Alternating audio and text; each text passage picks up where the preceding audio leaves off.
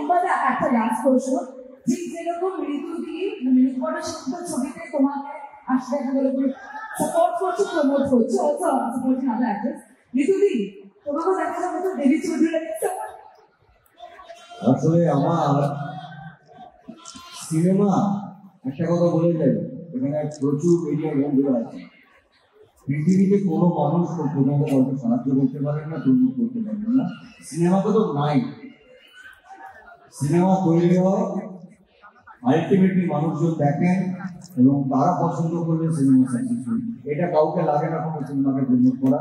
পৃথিবীতে ঐতিহাসিক ঘটনা আছে যেখানে কেউ জানে সিনেমাটা কবে হয়েছে, কিভাবে হয়েছে, পর্দায় যখন এসে মানুষেরও বুঝিয়ে দিয়েছেন যে সিনেমাটা চলবে।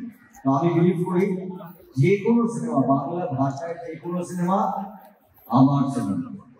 আমি জোর করে বলি থ্যাংক ইউ। লোকাল ট্রেনে কখনো চেপেছো কিনা? আমরা সবাই জিজ্ঞেস করতে চাই, আমরা 7ই নভেম্বর লক্ষ্মীকান্তপুর লোকালে চাপবো, লোকাল ট্রেনে ঋতুকে নিয়ে আমরা কেক কাটবো, কারণ সিনেমার জন্মদিন।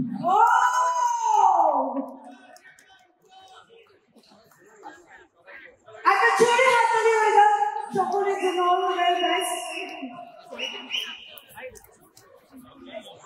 Ladies and gentlemen,